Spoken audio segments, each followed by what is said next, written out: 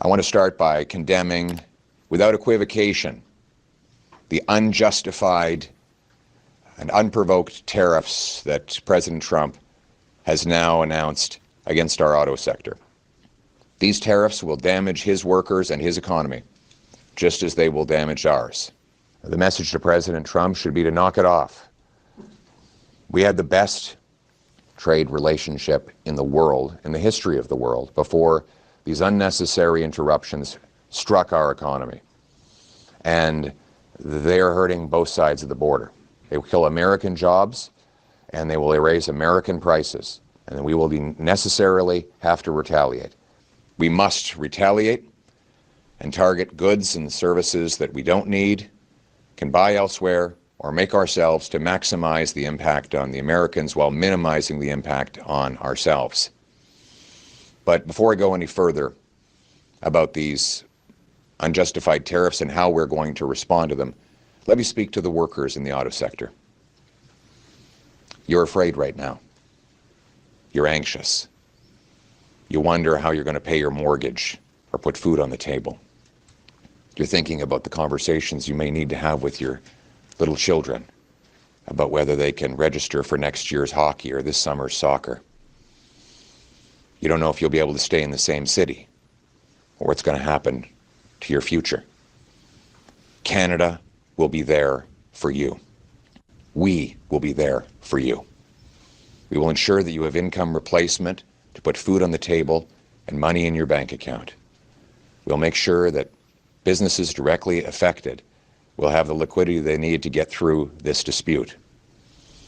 And we will unite as Canadians to protect our affected sectors. But more than that, we need to become strong, self-reliant, sovereign, so that we can stand on our own 2 feet and stand up to the Americans. What is clear is that 10 years of economic weakness have made us more reliant than ever on the Americans. 75% of our exports go to one country. Almost all of our energy, most of our raw materials go south because we can't get them anywhere else. We need to take drastic action to build an economic fortress in Canada, able to reach other markets around the world, repealing the anti-pipeline law, rapidly building LNG liquefaction plants, mines, factories, expanding and making our ports functional so that we can move our goods to other places around the world, knocking down the barriers between our provinces so that we can trade with ourselves for a change.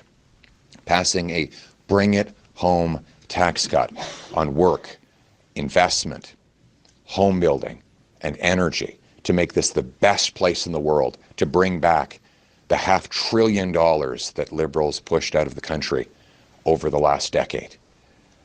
Then and only then will we be able to properly stand up to the Americans and stand up for ourselves. Now is not a time for weakness. Now is not a time to continue on with the failures that got us into this place of dependency. Now is the time to take back control and relaunch our economy so that we can confront the President's unjustified threats and tariffs in a position of strength. We will do this for our people, for our land, for our home, for Canada first, for a change. The message to President Trump should be to knock it off.